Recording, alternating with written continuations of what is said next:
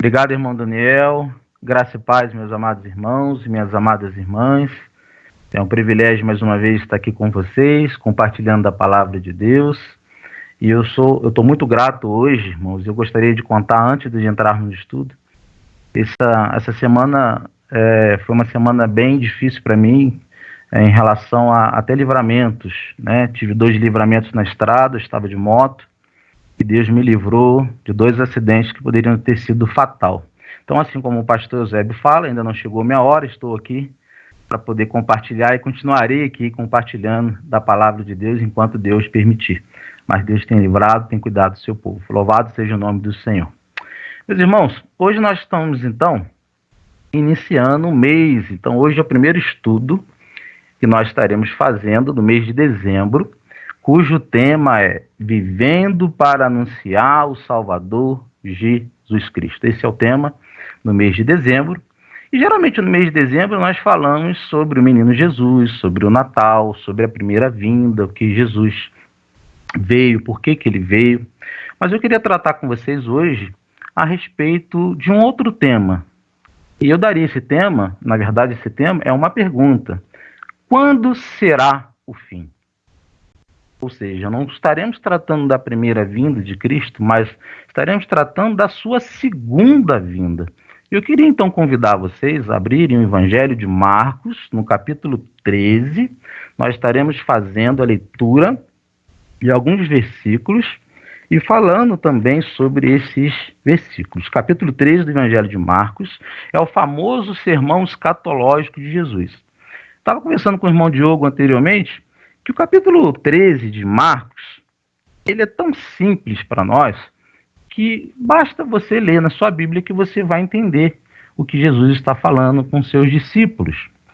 Claro que nós, se formos aprofundar um pouquinho mais sobre o que a gente vai falar, essa disciplina, na verdade, sobre esse estudo que se chama, está dentro de uma disciplina chamada escatologia, se nós formos explorar um pouquinho mais a profundo, eu tenho certeza que trará muita dificuldade para alguns irmãos compreenderem. Então, eu quis escolher capítulo 13 de Marcos porque ele é mais simples nos seus detalhes, na relação à vinda de Cristo, à grande tribulação, ao período que a igreja está vivendo.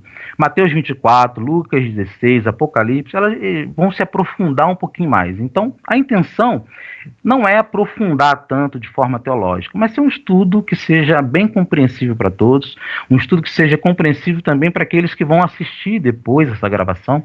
Nós estamos gravando esse estudo, como os demais também são gravados. Então, o que significa, para a gente iniciar, deixa a sua Bíblia aberta no capítulo 13 de Marcos. Se você quiser pegar também a sua caneta, um papelzinho para ir anotando os versículos, aquilo que eu vou citar aqui para que você depois possa estudar em casa e meditar, você também pode fazer. Mas o que significa a palavra, então, e esse termo que nós estudamos, que nós aprendemos no curso teológico, que se chama escatologia? A definição desse termo, ele está resumido em, na verdade, uma junção, aliás. É uma junção que é, na palavra grega, escatos, seria o prefixo que significa último, e o sufixo que significa logia em grego, com significado transliterado, seria estudo. Ou seja, escatologia significa a palavra escatos mais logias, que significa estudo dos últimos dias. Ou seja, estudo do final dos tempos. E Jesus falou muito sobre isso, tanto é que a Bíblia ela fala mais da segunda vinda de Cristo, do juízo do dia final, do que a primeira vinda. O Velho Testamento fala mais de 1.800 vezes a respeito do juízo, da segunda vinda de Cristo, do que a primeira. É interessante isso, né? Então, nesse sermão escatológico, aqui em Marcos, capítulo 13, Jesus vai falar sobre o futuro. Ele vai falar o que aconteceria após a sua ressurreição, subida aos céus, ascensão, quando ele recebe da mão do Deus Pai o controle desse universo para governar como rei, ali os pergaminhos com seus selos. Ele fala da sequência dos acontecimentos, o que iria acontecer, e ele vai falar também da evidência e alerta que nós devemos ter como discípulos dele. Assim como ele falou naquele sermão escatológico que foi no Monte das Oliveiras, ele quer falar conosco hoje também, para que a gente possa relembrar de todos os sinais. Então, esse estudo ele está separado em 5 partes. Se você analisar, ele vai falar da destruição do templo, que é do versículo 1 ao versículo 4. Ele vai falar do princípio das dores, que está no versículo 5 ao versículo 8. Ele fala da grande tribulação, que está do versículo 14 ao versículo 23. Ele vai fazer um alerta aos seus servos, ele vai alertar o seu povo, versículo 28 ao 37, e ele vai encerrar falando com a sua segunda vinda, versículo 24 ao versículo 27. Então veremos qual que é a importância dessa profecia e o que ela significa em relação ao final de todas as coisas. E a primeira parte aqui, então, ele vai falar do versículo 1 ao versículo 4, ele vai falar da destruição do templo, o significado da destruição do templo, ele vai profetizar que o templo seria destruído, isso daria início ao princípio das dores. Então vamos ler juntos, você com a Bíblia aberta, o versículo 1 ao versículo 4, eu vou ler e vou comentar. Assim na minha Bíblia, na minha tradução, está registrado. E saindo ele do templo, disse-lhe um dos seus discípulos, mestre, olha que pedras e que edifícios. E respondendo Jesus, disse-lhes, veste esses grandes edifícios? Não ficará pedra sobre pedra que não seja derrubada. Aqui já vemos Jesus fazendo uma profecia. Ele fala que não vai ficar pedra sobre pedra. Ele destruiria, aquele templo ali seria destruído. Versículo 13, e assentando-se ele no Monte das Oliveiras, defronte do templo, ele estava de frente do templo, Pedro, Tiago, João e André lhe perguntaram em particular. Ou seja, aqui nós já vemos os discípulos curiosos, eles queriam saber o que iria acontecer após aquele templo ser destruído, o que seria no final dos tempos, o que iria acontecer até ele voltar, porque os discípulos já sabiam que Jesus iria, ele estava na última semana em Jerusalém, ele já sabia que Jesus seria morto, mas eles queriam saber como seria o futuro. Eles já tinham uma curiosidade. Verso 4, dize-nos quando serão essas coisas e que sinal haverá quando todas elas estiverem para se cumprir. Ou seja, eles fazem essa pergunta e eles estão curiosos, eles querem saber o que vai acontecer.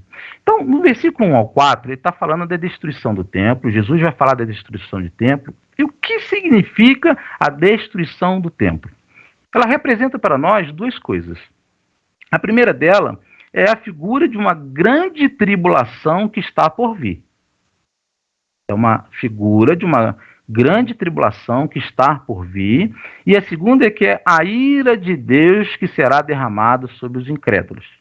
Ela também significa para nós que Jesus ele destruiria o templo, porque o templo para os judeus era o local de adoração. E Jesus quer dizer o seguinte, eu vou destruir, lá no verso 11, se eu não me engano, do próprio Evangelho de Marcos, ele vai falar sobre a parábola, ele vai falar várias vezes que ele vai destruir, no terceiro dia ressuscitará, quando ele fala com os fariseus ali no templo. Também vai dizer para nós que o templo, ou seja, Deus não habitaria mais em locais ou sinagogas feitas por mãos de homens, que Deus habitaria, ou seja, ele falando dele, do Espírito Santo de Deus, que passaria a habitar no coração de todo crente. Então, significa três, na verdade, são três as representações que a destruição do templo quer ensinar para nós.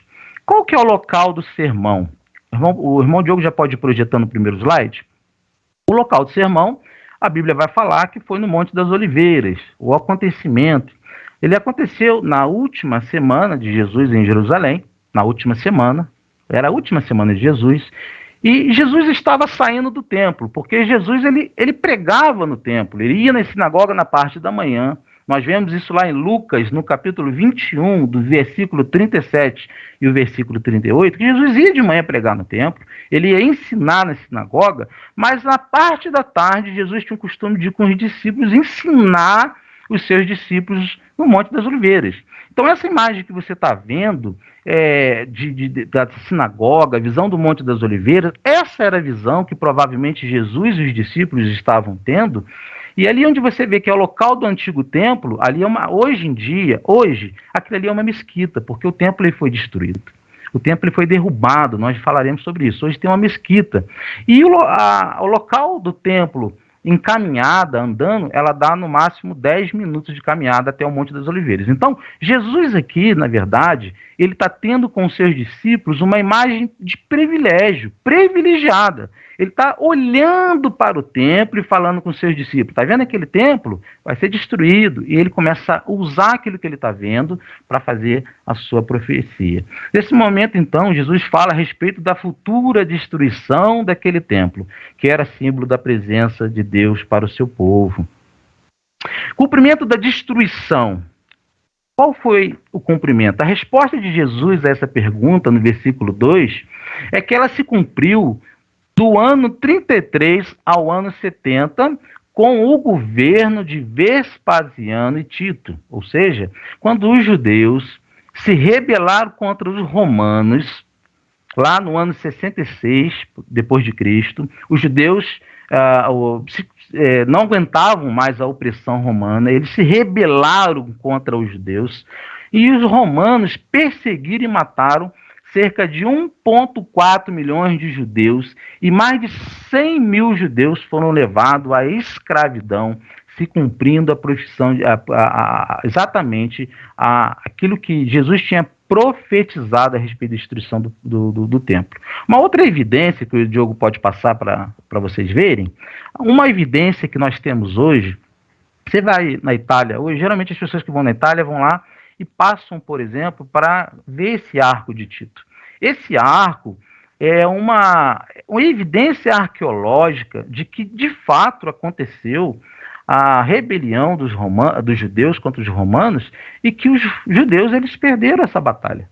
De fato, os romanos destruíram o templo e essa é uma vitória, e por ser uma vitória, eles colocaram esse arco, fizeram esse arco, ruínas de Roma, para poder representar e para que comemorar que eles venceram aquela guerra contra os judeus. Outra evidência do cumprimento dessa profecia, pode passar, irmão Diogo, é Flávio Josefo, meus irmãos. Muitos de vocês já devem ter visto esse historiador judaico-romano. Interessante que esse rapaz, ele não era cristão. Ele cumpria a lei judaica, ele era judaizante, ele não era cristão, mas ele foi a principal testemunha ocular das guerras judaicas. Inclusive existem livros magníficos sobre as guerras judaicas, e ele vai comprovar, olha só, uma pessoa que não era cristão comprova com exatidão, registrando a destruição do templo profetizado por Jesus no ano 70 depois de Cristo. Então, Flávio Josefo foi um historiador judaico, a qual falou e viu essa guerra se cumprindo realmente como Jesus tinha nos alertado e nos falado. Logo Jesus, ele continua então a sua profecia. Pode tirar, tá, meu irmão? Logo Jesus continua a sua profecia. Ele fala de 3 eventos que aconteceriam e vai fazer um alerta. Primeiro, então, Jesus fala do princípio das dores, Marcos 13, do versículo 5 ao versículo 8, ele vai falar do princípio das dores, que era o período histórico, o período que a igreja passaria. Isso iniciou com os apóstolos, isso vem acontecendo. O princípio das dores é aquilo que nós estamos vivendo, é o que está acontecendo, que após esse período que se chama período das dores, princípio das dores, virá então a grande tribulação, que está no versículo 14 ao versículo 23. A grande tribulação é o período futuro, ou seja, um período que está ainda por vir, mas ele também aconteceu no período dos apóstolos. Ele aconteceu também no período dos mártires. Já houve a grande tribulação. Já houve tribulações. Já houve perseguições. Mas a grande tribulação que está por vir, as escrituras vão dizer que esse período ainda não chegou. Ele chegará. E esse período será um período que nunca jamais foi registrado na história. Depois Jesus vai continuar, no versículo 28 ao 37, ele vai fazer o alerta aos seus servos. E esse alerta era para os seus apóstolos, que estavam com ele no Monte das Oliveiras, e esse alerta Jesus está fazendo para mim hoje, e está fazendo para você hoje, para que nós possamos ficar cientes dos sinais, dos acontecimentos, de quando falaria a respeito da sua vinda. Ou seja, para que a gente ficasse olhando para os sinais e sabermos quando estaria próximo, apenas próximo à sua vinda. E quarto, sua segunda vinda. Ele fala do versículo 24 a 27, que está também relacionado nesse período de grande tribulação, num período de tempo a qual Jesus voltará. Então ele fala do versículo 24 a 27. Vamos falar do princípio das dores. Lá no Evangelho de Mateus, no capítulo 24, versículo 8, ele fala que o princípio da dor, ou seja, o princípio das dores, ele é comparado como uma dor de parto. E você que já teve um filho, você que tem filhos, sabe como que é a contração? Como que é a contração até você vir e ganhar uma criança? Sabemos que a contração ela vai se intensificando, vai ficando cada vez com menos tempo e as coisas vão ficando com mais dores, ou seja, a dor vai ficando mais intensa até que a mulher ganhe aquela criança. E com isso Jesus vai continuar então falando de falsos cristos. Ele fala que no período do princípio das dores haveria sinais que seriam falsos cristos. Ele fala que haveria guerras e rumores de guerra. Ele fala que nação se levantaria contra nação, reino se levantaria contra reino, terremotos em vários lugares. Ele fala que haveria fome e muitas tribulações. Muitas tribulações. E esse é o momento, Diogo, pode projetar o próximo slide, e esse é o período que a igreja está vivendo. Nós estamos numa transição de princípio de dores, como as dores de partos aumentando e entrando para um período pré-tribulação. Ok? Então nós estamos nesse momento aqui, onde já tem falso Cristo, guerras, nações, reino contra reino. É só você ligar a televisão que você já sabe. Ele começa então a falar sobre falsos cristos. No versículo 6, ele vai falar de falso Cristo. E esse rapaz que vocês estão vendo, esse homem que vocês estão vendo, o nome dele, pode passar, meu irmão, por gentileza, o próximo slide, o nome dele é Visarion. Não sei se vocês já viram no noticiário, inclusive eu vi um noticiário que ele foi até preso agora recentemente por conta de fraude em relação à fé. Claro, ele é um falso Cristo. O nome dele é Visarion, ele é líder da igreja do Último Testamento, ele diz ser a reencarnação de Jesus Cristo. Hoje, com a atualização em 2021, ele está com 59 anos de idade, e ele ensina que Jesus, ou seja, ele é Deus. Ele ensina que é um erro ver Jesus como Deus, o Jesus da Bíblia como Deus é um erro, ele vai ensinar. Diz que ele, ou seja, Visarion, é a própria palavra viva de Deus e que Deus fala todos os dias diretamente com ele. E esse homem, em 2018, já tinha para mais de 5 mil pessoas. Volta um pouquinho a primeira imagem para mim, Diogo. Volta para mim. Se você notar, essa imagem é de 2017 a 2018, e esse homem já tinha para mais de 5 mil seguidores nessa época. Irmãos, como que as pessoas acreditam em falsos cristos? Como que as pessoas ainda acreditam em pessoas que andam nessa terra se dizem ser cristãos, ser Jesus, aliás? Nós sabemos que Jesus, ele não pisará nessa terra mais. Ele não andará nessa terra mais, mas ainda assim as pessoas hoje ainda seguem falsos cristos. E aí Jesus vai continuando, pode passar o próximo slide, guerras e rumores. Jesus vai falar então no versículo 7, quando, porém, ouvirdes falar de guerras e rumores de guerra, não vos assusteis, é necessário assim acontecer, mas ainda não é o fim. Versículo 8, parte B, porque se levantará nação contra nação, reino contra reino. Ou seja, guerras, rumores de guerras. E só no século XX, meus irmãos, quantas guerras existiram? Eu coloquei para vocês aqui apenas duas estatísticas bem simples. Pode passar o slide, meu irmão, que é a Primeira Guerra e a Segunda Guerra. Olha como que o princípio das dores, como que esse período do princípio das dores, e o princípio das dores, ele inicia, como eu disse anteriormente, na ascensão de Cristo, quando Jesus sobe aos céus, ok? Inicia-se esse período. Se você olhar a progressão dos terremotos, das guerras, de questões de fome. Olha só a diferença da Primeira Guerra Mundial em relação à estimativa de morte à Segunda Guerra Mundial. A Primeira Guerra Mundial, ela teve 20 milhões de mortes, a Primeira Guerra, e 20 milhões de feridos. Agora, olha o próximo slide da Segunda Guerra Mundial. Olha como o número de mortes aumentaram da Primeira Guerra para a Segunda. Ou seja, já na Segunda Guerra Mundial, tivemos 40 milhões de civis mortos e 20 milhões de soldados, o dobro de civis mortos na Segunda Guerra Mundial, totalizando cerca de 60 ou mais de 60 milhões de pessoas de 1939 a 1945. Ou seja, no intervalo de tempo da Primeira Guerra e a Segunda Guerra, olha como que se intensifica a questão da morte, olha como a guerra está aumentando. A gente vê aí as ameaças de países, não vamos falar o nome dos países, porque nós corremos o risco depois dessa live ser cortada pelo YouTube. Nós estamos sendo retalhados nas redes sociais, nem sempre a gente pode falar o que nós estamos falando aqui hoje, porque eles não querem que nós preguemos o evangelho sólido, um alimento saudável, não leite. Eles não querem ver a gente pregando o evangelho de forma genuína. Então, ou seja, é até difícil a gente falar. Mas você olha para a televisão e você vê o tempo inteiro nações proclamando, falando sobre guerra com outros, retalhando sobre outros, falando que vai ameaçar jogar bomba, que vai ameaçar criar guerra, que uma terceira guerra mundial está por vir. Ou seja, intensificação dos sinais que Jesus profetizou em todas as suas escrituras. E depois Jesus continua. Lá no verso 8 ele fala: haverá terremotos em vários lugares e também fome, terremoto e fome em vários lugares.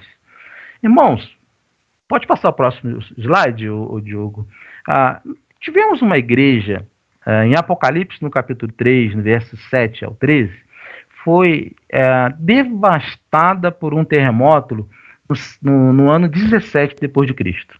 Foi a igreja de Filadélfia. Ela se encontra lá no capítulo 3, no versículo 7 e no versículo 13, quando Jesus faz uma exortação à igreja de Filadélfia. E lá vai retratar que já era uma cidade, Filadélfia era uma cidade de muitos terremotos. Então, os terremotos, eles vão progredindo, vão crescendo, são numerados, colocados numa estimativa, e a gente vê nessa estimativa que vocês estão vendo, os terremotos no século XXI, os grandes terremotos, aqui não estão os pequenos, são terremotos de grandes magnitudes, ou seja, terremotos que realmente abalaram a humanidade, trouxeram catástrofes, né, muito grandes. Não está incluso aqui tsunami do Japão, não está incluso nada disso, só grandes e grandes terremotos. E nós podemos ver que do século XVI para frente, nós tivemos um aumento imenso. A partir do século XVI começou a aumentar, olha o gráfico, século XVI, no século XIX, século XX até 1997, nós já tivemos 93 grandes terremotos. Olha como que está progredindo, como que está crescendo os terremotos, crescendo os sinais, estão sendo intensificados. Próximo slide, pode passar por gentileza, meu irmão. Última atualização foi no ano de 2015, essa atualização. Ocorrência de grandes terremotos no mundo. No gráfico acima podemos observar que no século XX ocorreram cerca de 93 terremotos.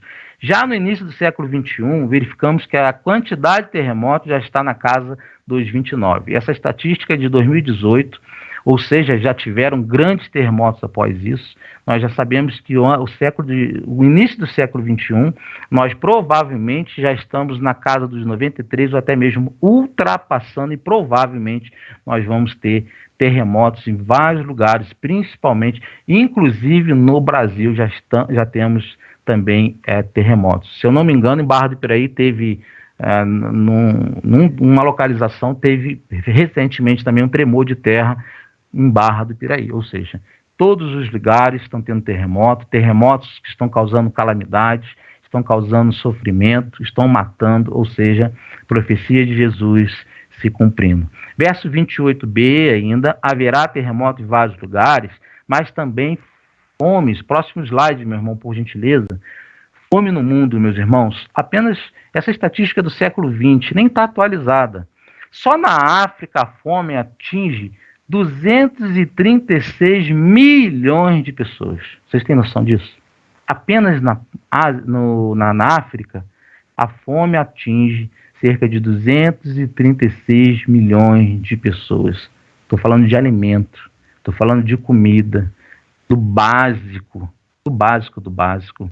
E no Brasil, a mortalidade causada pela fome no Brasil.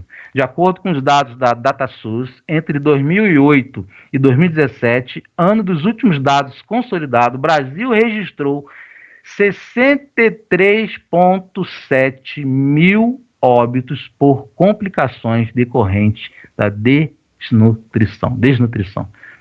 Mais de 63 mil pessoas morreram no Brasil por conta da desnutrição. Isso representa uma média de 6,3 mil mortes por ano e 17 mortes por dia.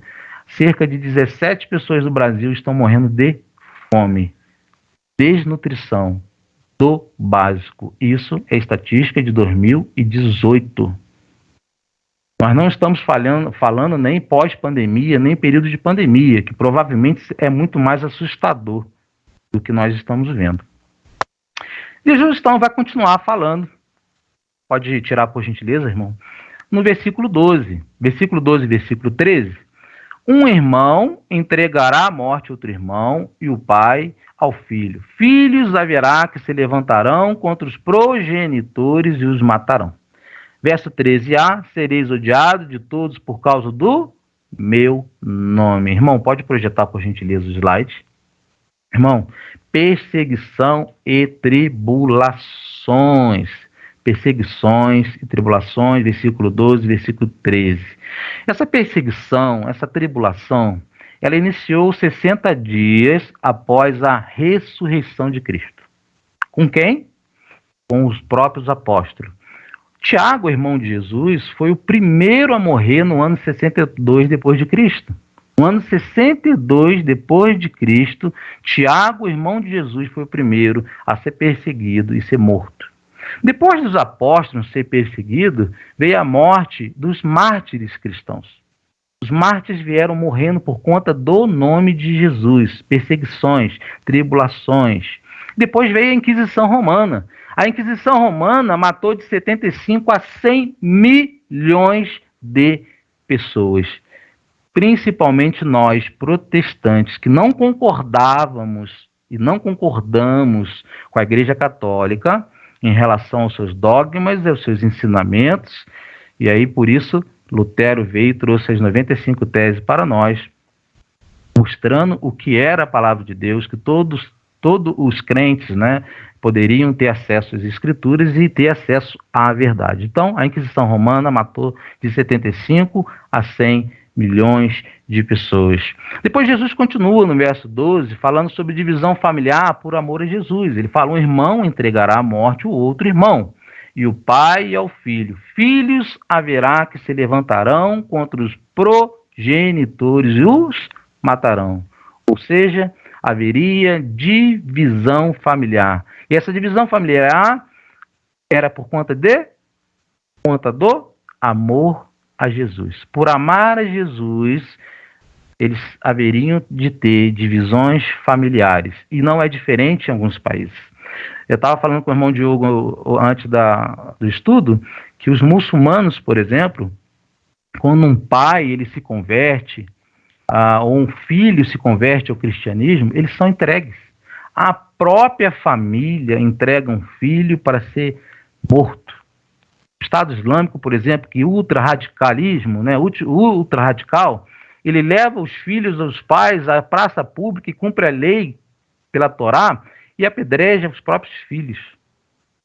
Matam, pai mata filho, filho mata pai, porque se converteu a Cristo Jesus. Isso acontece também com os coreanos, norte-coreanos.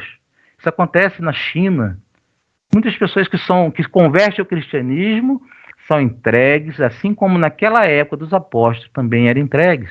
Isso continua e vem acontecendo por amor a Jesus. E a gente não precisa ir muito longe.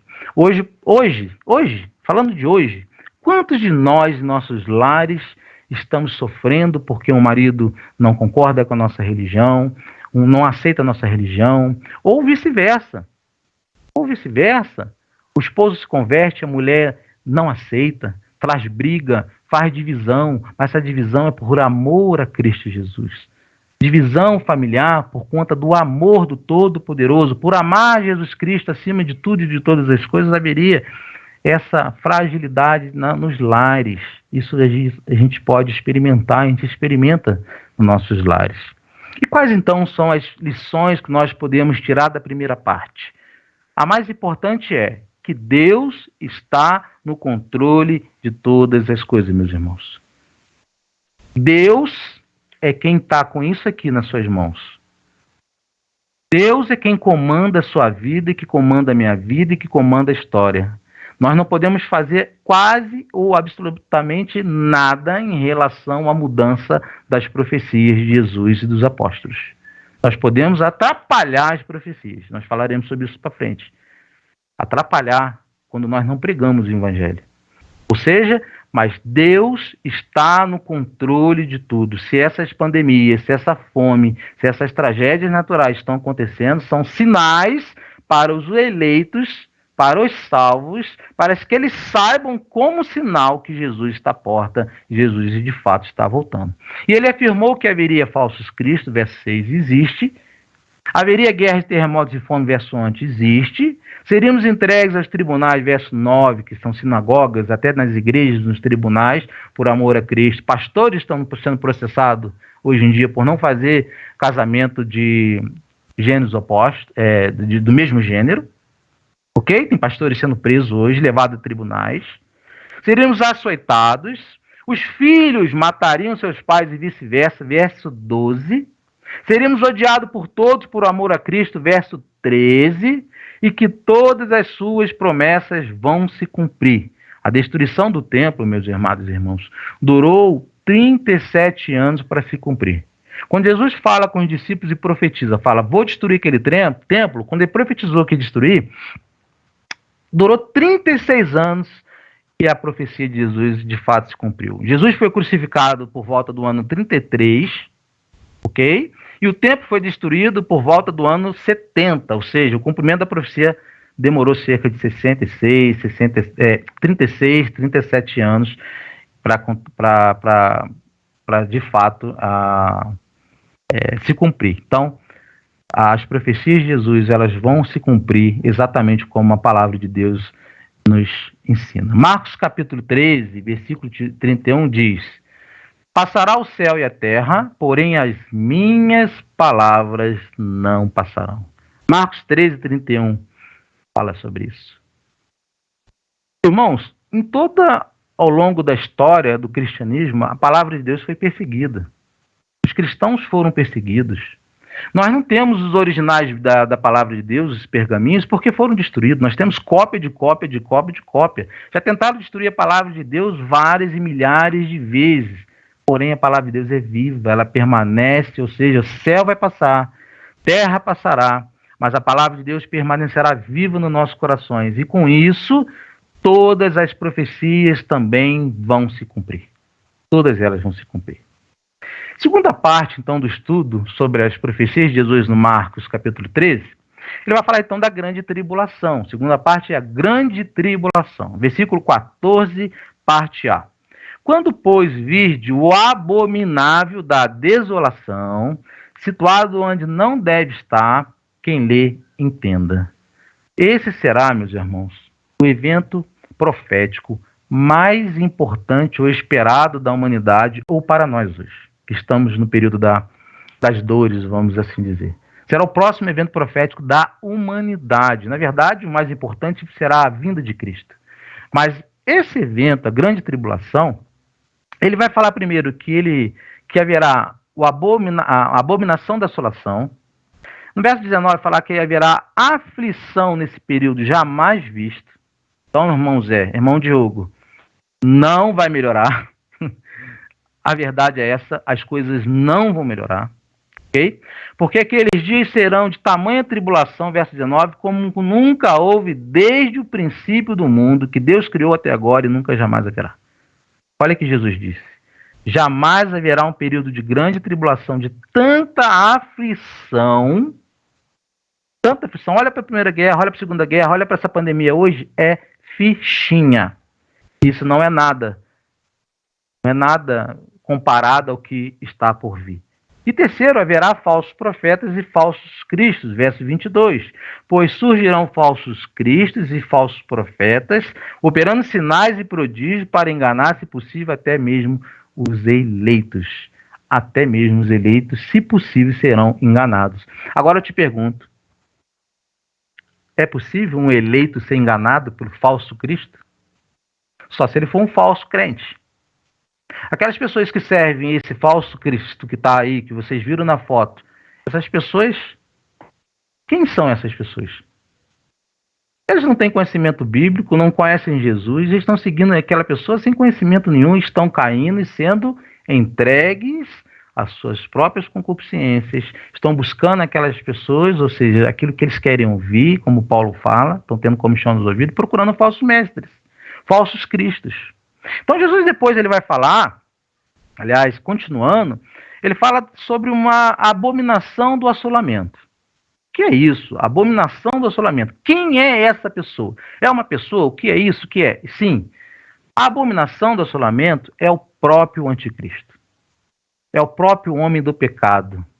Mateus 24,15 diz, quando, pois, virdes que a abominação da desolação de que falou o profeta Daniel. Olha só, o profeta Daniel falou sobre ele. Nós vamos citar aqui os textos do Antigo Testamento. Entenda no lugar santo, quem lê entenda. Então, Mateus 24,15 está em harmonia com Marcos capítulo 13. E o que Daniel então vai falar? O que está Mateus citando aqui, por exemplo, Daniel 9,27, sobre a abominação do assolamento? Fala que ele fará aliança com muitos por uma semana, na metade da semana fará cessar o sacrifício e a oferta de manjares sobre a asa das abominações virá então o assolador. Até que a destruição que está determinada desde a fundação do mundo se derrame sobre ele.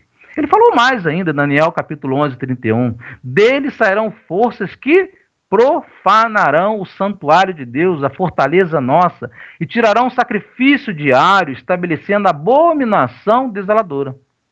Ele vai enganar os que habitam a terra. Esse homem é o próprio anticristo, é aquele que vai vir no momento, no princípio da grande tribulação, no início da grande tribulação. E Apocalipse capítulo 13, versículo 14, ele fala que engana os que habitam a terra com sinais que lhe foi permitido que fizessem presença da besta. Olha só, se lhe foi permitido que ele tivesse poder para enganar aqueles que habitam a terra, quem é aquele que está dando permissão? Quem é que está com controle nas suas mãos do universo? Nós cantamos que Deus é soberano, que nada foge do controle da mão de Deus, ou seja, o próprio Deus. Cristo Jesus é quem está com controle e ele dá permissão para ele enganar os que habitam na terra com sinais que lhe foi permitido que fizessem em presença da besta, dizendo aos que habitam na terra que fizessem uma imagem à besta que recebera a ferida da espada e vivia. Ou seja, o anticristo ele já é visto lá no livro de Daniel. E Daniel ele vai falar de um período também escatológico, apontando para o final, para o juízo, e fala do anticristo, utilizando a figura de um rei, que era um rei da Síria. Esse rei da Síria se chamava Antíoco Epifânio, e esse Antíoco Epifânio ele se enquadra dentro das profecias de Jesus e será uma repetição do que já aconteceu. Assim como o período da tribulação lá na época da apostólica, na Segunda Guerra Mundial, Hitler e tantos outros falsos cristos que tiveram, falsos profetas, aliás, na verdade, anticristos contra Cristo, né, vários já tiveram, assim já aconteceu no tempo de Daniel. Então, Jesus está dando sinais para a gente e mostrando como vai ser através de Daniel ou o anticristo escatológico que vai vir. Ele vai falar o que ele fez, esse Antíoco Epifânio. Ele fez realmente o que Jesus falou. Ele profanou o templo, o altar, ele profanou os sacrifícios do Senhor que eram realizados. Ele roubou todos os utensílios de ouro, de prata do templo do Senhor. Ele mandou o povo de Deus renunciar às leis. Ele mandou destruir os pergaminhos, a palavra de Deus naquela época era pergaminho. Ele profanou o sábado e realizou culto aos ídolos. Ele fez oferta de animais impuros. Irmãos, ele profanou o culto a Deus no templo, emolando, matando, sacrificando porco, animal considerado imundo naquela época, no altar do Senhor. Olha como que ele é abominável, abominou os cultos, abominou a adoração a Deus, a liberdade. E não só isso, no ano 186 a.C., ele decretou o fim da religião judaica. Ele simplesmente decretou o final da religião judaica e exigiu adoração a religiões gregas, colocando a figura de uma imagem. Naquela época, a imagem da besta era a figura do deus grego Zeus, que foi colocado dentro do templo para a adoração. E todo aquele judeu que não adorasse essa imagem desse deus Zeus, que era um deus pagão grego, que todos nós já vimos falar, na mitologia grega, por exemplo, nos filmes, por exemplo. Então, todos aqueles judeus que não adorassem Zeus e não renunciassem à sua religião, eram mortos. Eram mortos. Qual o conselho, então, de Jesus para nós e os apóstolos? 2 Tessalonicenses, no capítulo 2, versículo 3 e versículo 4. Ninguém de maneira alguma vos engane, porque não será assim sem que antes venha a apostasia e se manifeste o homem do pecado, o filho da perdição, o qual se opõe, olha só, ele se opõe, se levanta contra tudo que se chama Deus, ou tudo aquilo que se adora, de sorte que se assentará como Deus no templo de Deus, querendo parecer Deus.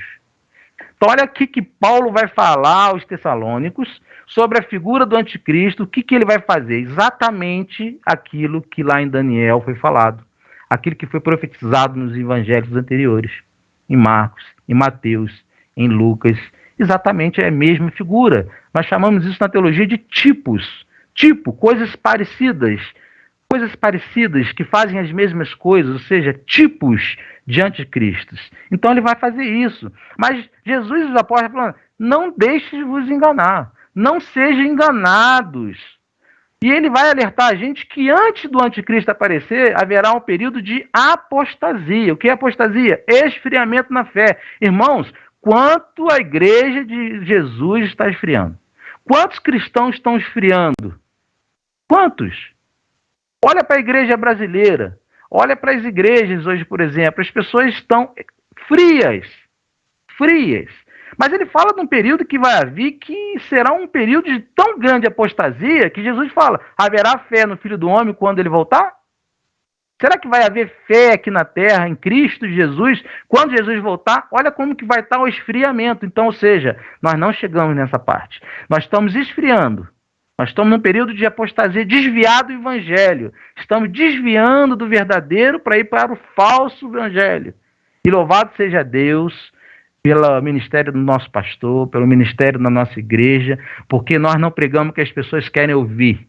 Nós pregamos o que elas precisam ouvir. O nosso compromisso não é pregar aquilo que as pessoas gostam, mas é pregar aquilo que Jesus manda a gente pregar. Não é dar leite para os irmãos, é dar alimento sólido para que os irmãos sejam sustentados de coisas que edificam, que cresçam, façam eles se tornarem mestres para ensinar outras pessoas. Louvado a Deus pela vida do nosso pastor, que prega, fala a verdade, pastor Jacó e tantos outros ministros e tantos outros irmãos aqui na nossa Igreja Batista Central. Por isso hoje eu estou na Igreja Batista Central, porque foi onde eu vi que realmente o evangelho está sendo pregado de forma genuína. E isso vai custar um preço para nós futuramente? Com certeza. Então nós precisamos da ajuda da igreja. Precisamos que os irmãos orem. Precisamos que os irmãos não se deixem afadigar, se cansar, desanimar, esfriar. Os irmãos precisam estar unidos, porque vão tentar nos enganar. Segundo, a aflição que jamais houve, verso 19 e no verso 20. Verso 19, porque aqueles dias serão de tamanha tribulação como nunca houve desde o princípio do mundo, que Deus criou até agora e nunca mais, jamais haverá tamanha tribulação. Se não tivesse o Senhor abreviado aqueles dias, falando da grande tribulação, ninguém se salvaria. Mas por causa dos eleitos que ele escolheu, Deus abreviou esses dias. Ou seja, junta aí Primeira Guerra Mundial, Segunda Guerra Mundial, todas as guerras que tiveram até hoje, nada será comparado com aquilo que está por vir sobre essa terra. Nada será comparado. Os eleitos Passarão pela metade, irmãos, da grande tribulação. Quando ele fala que o Senhor abreviou os dias dos seus eleitos, daqueles que são salvos, Deus está dizendo o seguinte, Jesus está dizendo o seguinte, que nós não seremos tirados, arrebatados antes do tempo. Você não vai achar em Marcos capítulo 13, Jesus falando que haverá um arrebatamento secreto. A igreja passará e será poupada, ou seja, Jesus protegerá a sua igreja até um determinado momento da grande tribulação, e depois Jesus tirará a sua igreja. Não serão arrebatados antes, como muitos hoje ensinam, como muitos hoje acreditam. E só creem porque essa doutrina de arrebatamento secreto que Jesus buscará antes as pessoas, e depois vai vir a grande tribulação e outras oportunidades serão dadas ao povo de Deus, essa doutrina tem, no máximo, 3 séculos. E isso criou uma grande influência no Brasil e para muitos outros na igreja brasileira pentecostal, neopentecostal, por conta daqueles filmes deixados para trás.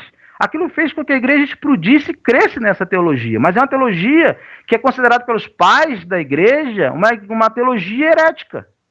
Isso não existe. Hermeneuticamente, exegeticamente, teologicamente, cientificamente, com estudo teológico, não dá para você provar que Jesus tira antes. Não tem. Então não tem base para crer. A igreja passará pela grande tribulação.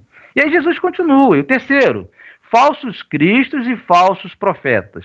Verso 21 e verso 22. Verso 21. Então, se alguém vos disser, eis aqui o Cristo, ou, ei, ali, não acreditei, pois surgirão falsos cristos, falsos profetas, operando sinais e prodígios para enganar, se possível, até mesmo os próprios eleitos. Quem que vai acreditar?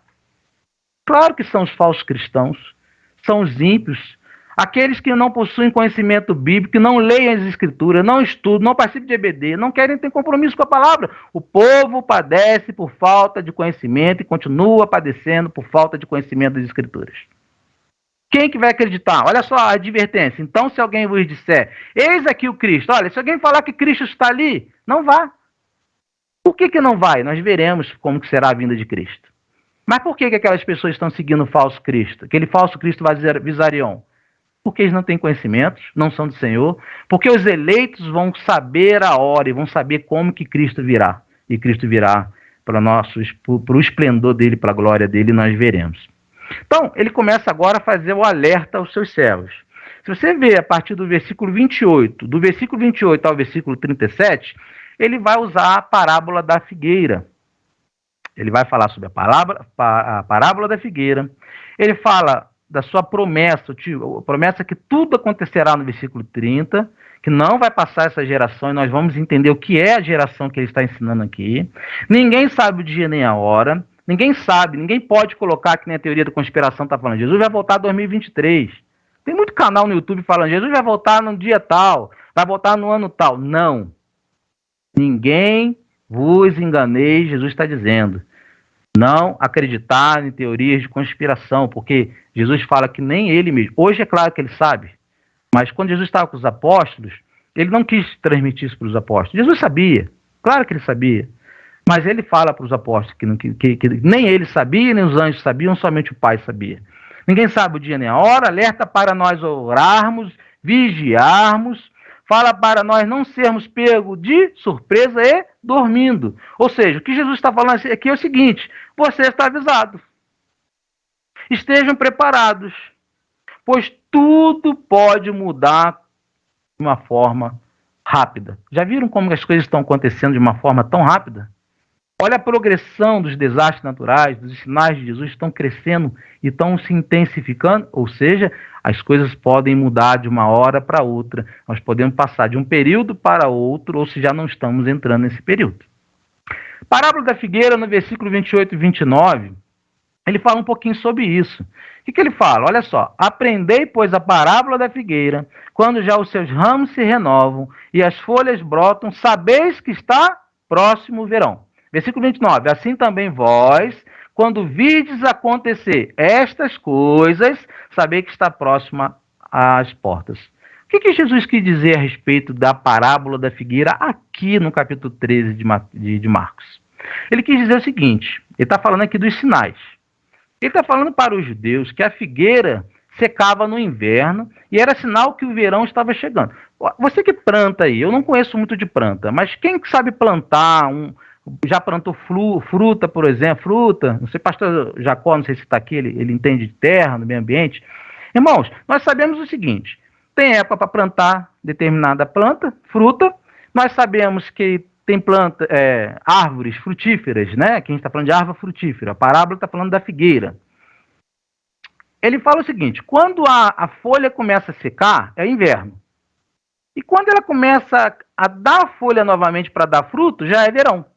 Então, para os judeus identificar, e de forma oculta, ele falava parábolas porque ele não queria que todo mundo entendesse, só os seus servos, seus eleitos, os seus escolhidos entendem as parábolas de Jesus.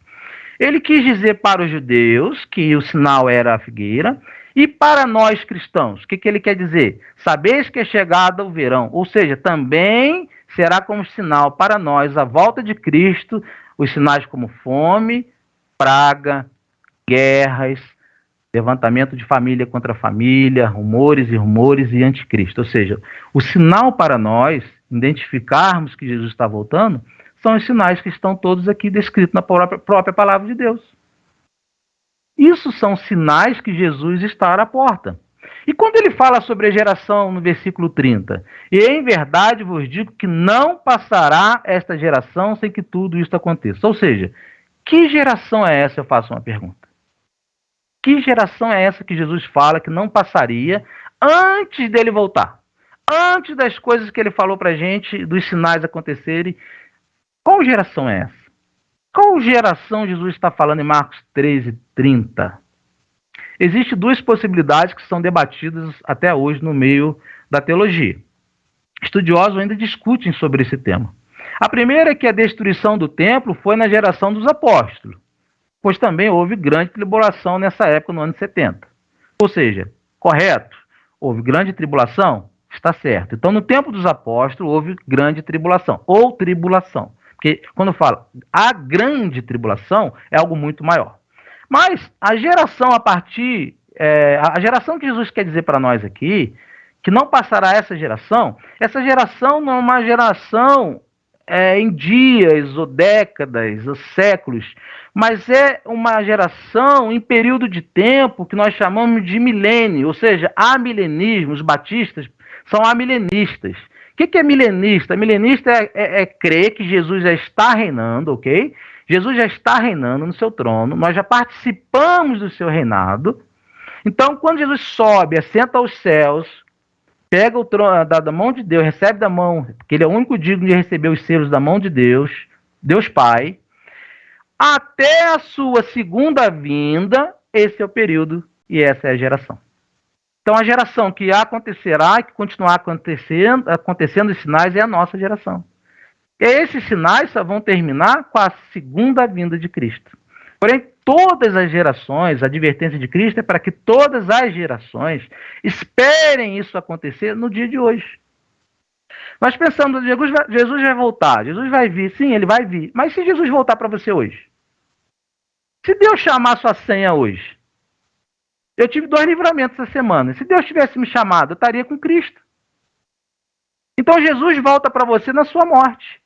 Ele voltará nas nuvens, na sua glória, mas ele pode voltar para nós hoje. Então a advertência de Jesus é: espere Jesus todos os dias da sua vida, porque você não sabe o dia de amanhã, não sabe o dia de hoje, não sabe, nem pode nem acrescentar sequer um fio de cabelo sobre a sua cabeça, nem um dia sequer de vida. Então espere Jesus é uma advertência para todos nós hoje. O período desse período a qual Jesus disse, dessa geração que não passará isso, é a geração entre a primeira e a segunda vinda de Cristo. Ok? Quais as lições dessa segunda etapa sobre as grandes tribulações que nós podemos tirar? Primeiro, as profecias de Jesus são exatas. Toda a sua palavra vai se cumprir exatamente. Nada pode ser acrescentado de fora, teoria de conspiração, nada. A própria Bíblia interpreta a própria Bíblia, ela é a suficiência que nós temos para crer na volta de Cristo. Segundo lugar, devemos ter profunda compaixão pelos judeus, pelo castigo que sobreveio sobre eles. Muitos irmãos judeus são convertidos e se convertem. Nós temos judeus convertidos, que são judeus messiânicos. Nós devemos olhar e orar pelos nossos irmãos. Não existe nenhuma evidência que haverá um arrebatamento secreto antes desse período. É um alerta para nós. Não há evidência nenhuma de um arrebatamento secreto. Todo e qualquer texto bíblico que seja interpretado, que dê a intenção de que haverá um arrebatamento secreto, ele no contexto exegético não se enquadra na teologia bíblica. Não naquilo que a igreja até o século XVIII para o século XIX acreditou. Isso é coisa da nossa modernidade, achar que Jesus vai voltar e tirar o povo dele antes da tribulação, que o povo dele vai ser. O que, se os apóstolos morreram, foram torturados, se os cristãos foram torturados, se os mártires foram torturados, por que nós acreditamos que Deus vai tirar a gente do sofrimento? Que nós não vamos passar pela grande tribulação? Nós vamos passar pela grande tribulação, não tenho dúvida nenhuma sobre isso. E outra coisa, nós não podemos nos enganar, porque o mundo não vai melhorar pelos esforços humanos. Ouviu, irmãos?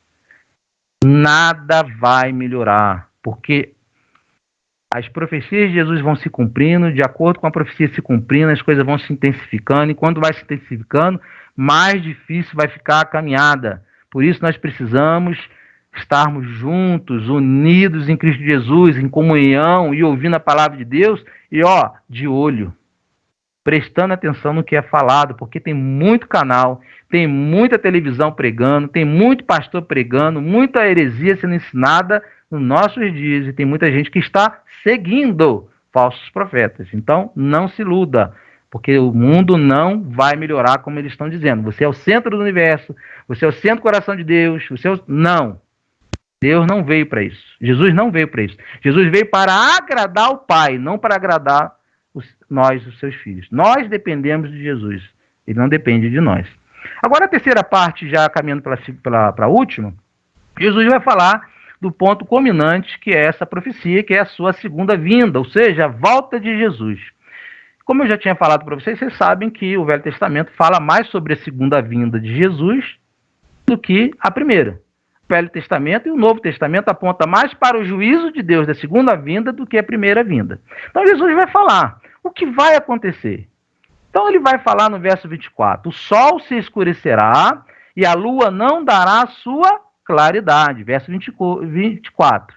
Jesus aqui está então fazendo o quê? Ele está citando o profeta Isaías. Lembra que tudo que nós precisamos está dentro da própria palavra de Deus? Jesus está citando o profeta Isaías e o profeta Ezequiel. Então, aqui no verso 24, Isaías, lá 800 anos antes de Cristo, quando ele estava profetizando para a Babilônia, ele já dizia sobre isso. Olha o que ele diz Isaías no capítulo 13, 10.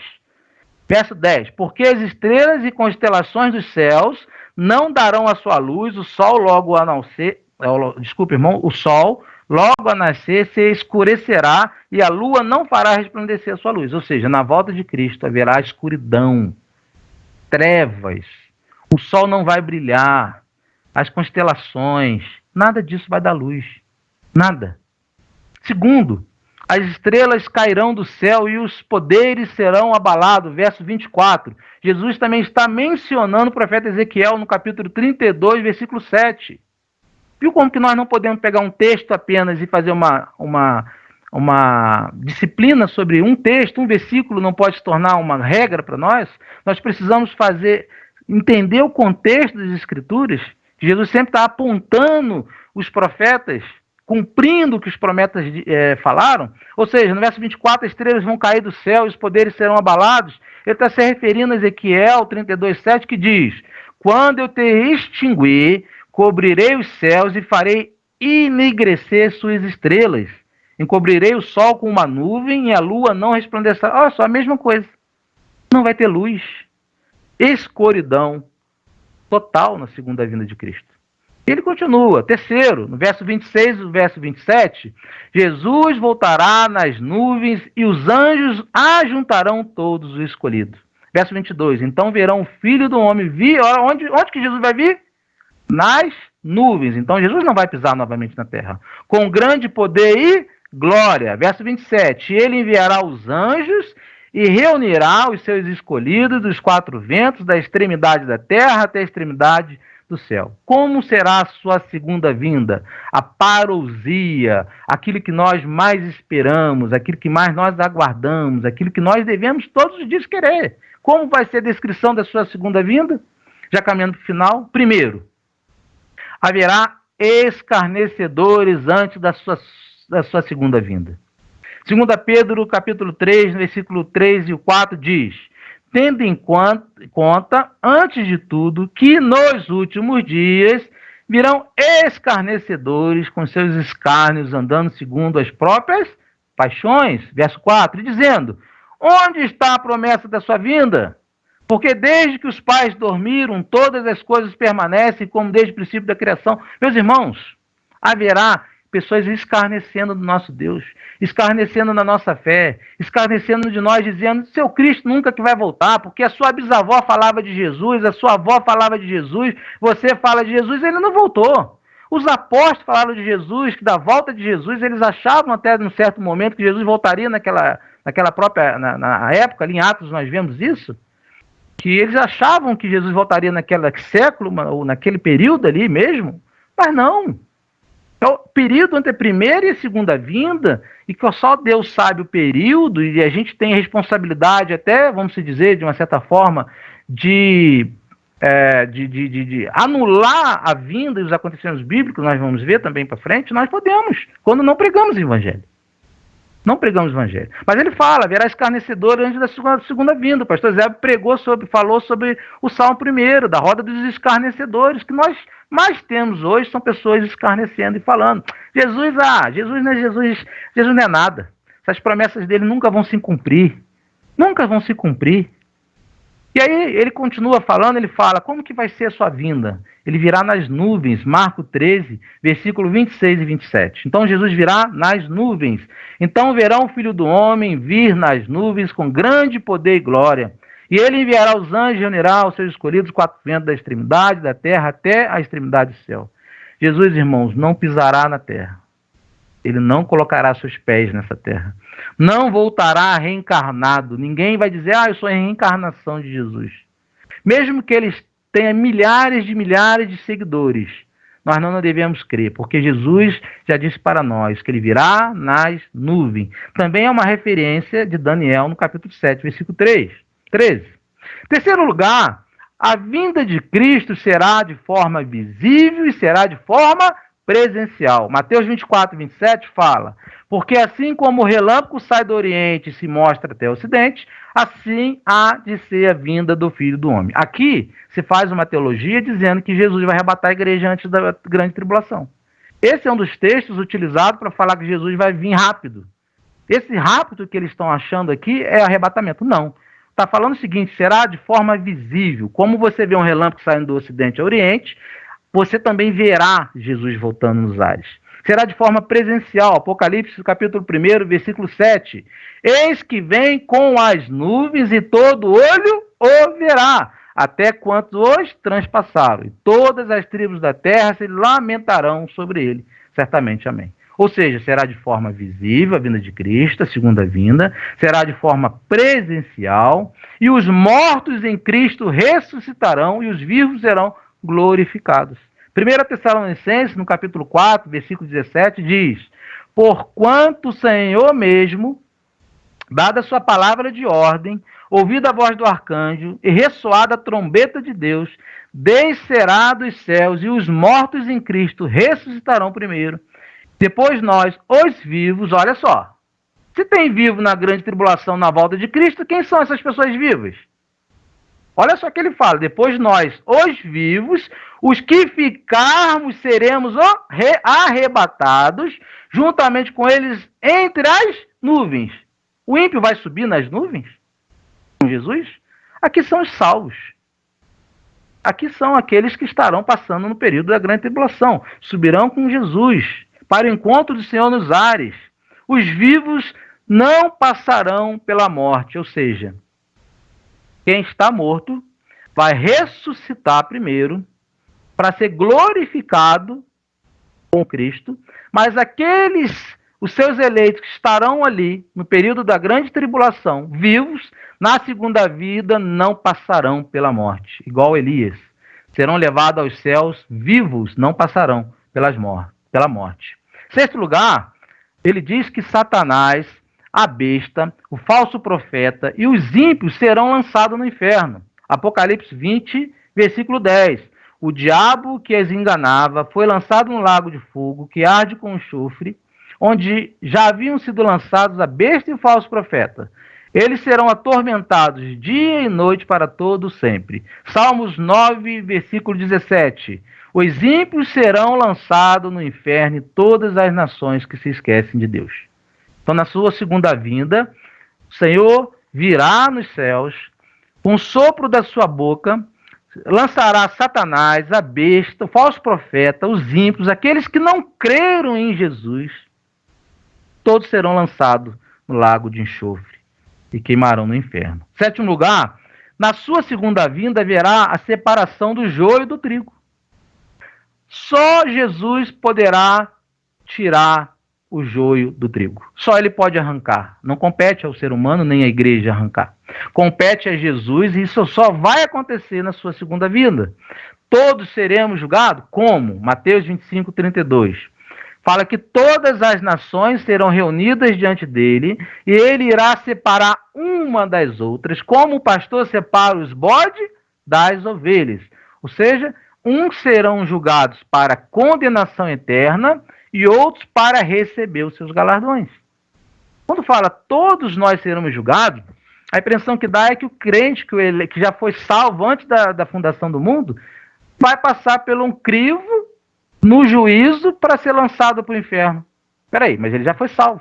Antes da fundação do mundo ele já foi salvo. Então o juízo para o crente não é para a morte eterna. O juízo para o crente é para receber os seus galardões, enquanto para aqueles que não creem em Jesus será para a condenação. Hoje Jesus é o nosso advogado, amanhã Jesus será o juiz de todas essas nações, a qual Mateus 25, 32 vai dizer. Então, irmãos, chegando já ao final do nosso estudo, já estamos aqui batendo quase que no tempo previsto, né? A previsão que eu tinha de acabar antes de 21h30. Então, são 21h27. A vinda de Cristo, meus irmãos, embora vocês já tenham ouvido milhares e várias vezes esses textos bíblicos a qual citei, embora essa seja uma pregação que talvez a gente não tenha muito interesse, nós já sabemos de tudo isso, então eu já sei de carteirinha tudo isso, a palavra de Deus precisa ser repetidamente, várias vezes repetidas. Ao longo da história foi assim e deverá continuar sendo assim, pregada, ensinada, toda a escritura é apta a instruir, a ensinar. Então, é um texto que todos nós provavelmente já conhecemos, mas nós precisamos olhar para esse texto e identificar como uma figueira que nós estamos vivendo nos últimos tempos. Nós estamos vivendo esses sinais. Os sinais estão piorando e que nada vai melhorar. Nós falamos, vai melhorar, as coisas vão ficar boas, vão melhorar. Não, ao invés de falar para uma pessoa que as coisas vão melhorar, você deve falar a verdade para ele e oferecer Jesus para ele, para que ele saiba o que está por vir nesse mundo. O que está por vir nesse mundo nós temos que falar.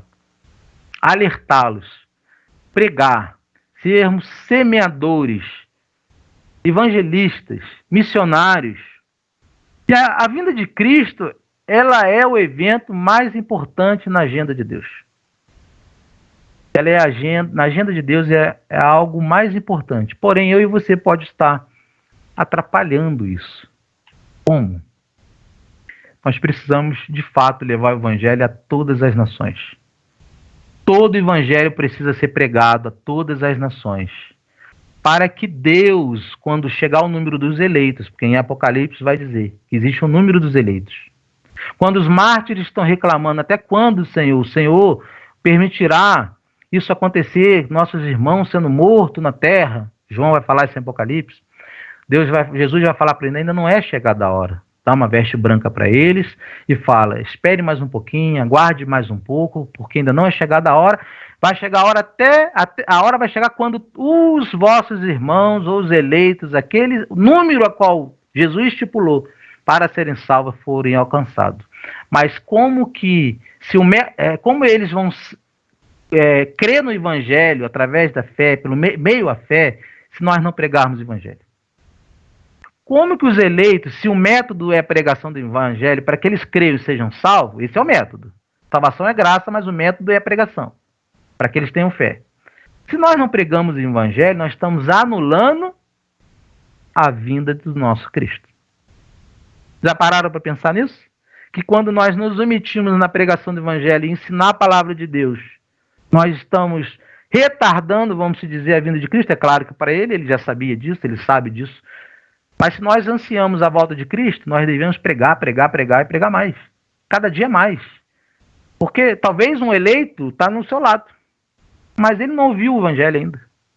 Ele já ouviu que existe um Jesus, mas não ouviu a palavra de Deus, não ouviu a pregação do evangelho. E não é essa pregação do evangelho doce do mel, não.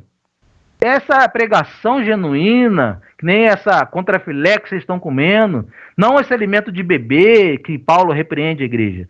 Não é algo que você fica tomando, é algo sólido, isso que eles precisam ouvir. Eles precisam ouvir que existe um inferno. Se Deus permitir, eu quero trazer a doutrina do inferno também num estudo aqui, se o pastor depois permitir. Eles precisam entender que existe um inferno, que a separação do homem de Deus é o inferno. Se eles não crerem, se eles não querem Jesus, se eles não crerem em Jesus, é o inferno. Então nós precisamos pregar o evangelho. E se nós, irmãos, terminando já, se nós não esperarmos com expectativa a volta de Cristo, alguma coisa está errada conosco. Eu conversei com uma idosa de 85 anos e perguntei, irmã, falei com ela, está na hora de Jesus voltar, eu queria que ele voltasse hoje. Eu estava falando isso com o Diogo hoje, antes da live. Jesus podia voltar logo, né? Essa irmã falou para mim, que voltar o quê, irmão? Eu tenho muita coisa nessa terra boa para eu viver ainda. 80 e poucos anos, irmão. E ainda quer continuar aqui na terra fazendo o quê, irmãos? Então, a questão do evangelho, que precisa ser pregado de uma forma, com uma realidade, com uma profundidade, porque é sério. São almas. Mas as pessoas querem viver numa vida terrena, amando as coisas do mundo e sendo inimigo de Deus. Porque é isso que a Bíblia fala, quem quer ser amigo do mundo, constitui-se inimigo de Deus. Então, se nós não temos expectativa da volta de Cristo, e nós não pregarmos o evangelho para que as coisas aconteçam e ele venha nos resgatar, para que a gente venha viver uma vida sem sofrimento, tem alguma coisa errada conosco, nós precisamos mudar. Então, irmãos, para terminarmos, que nós possamos dizer, cada um que está aqui nessa live, possa dizer a palavra que está escrita no Novo Testamento, uma das poucas palavras que Jesus disse em aramaico, que é Maranatá. Significa em hebraico Maranata, na transliteratura brasileira, no português. Maranata significa, ora vem, Senhor Jesus. Eu repito, e os irmãos repitam comigo. Maranata, ora vem, Senhor Jesus. Que Deus nos abençoe para a honra e glória do Senhor, que nós possamos pregar esse evangelho. Obrigado, meus irmãos, por essa oportunidade de estar compartilhando a palavra de Deus com os irmãos. Deus abençoe, irmão Eduardo. Amém, minha irmã. Irmão Daniel, irmão pastor Eusébio tá presente? Amém, irmão Eduardo. Amém, minha irmã. Deixe-me aqui. Amém, pastor. Graça e paz. A palavra está com o senhor, tá? Amém.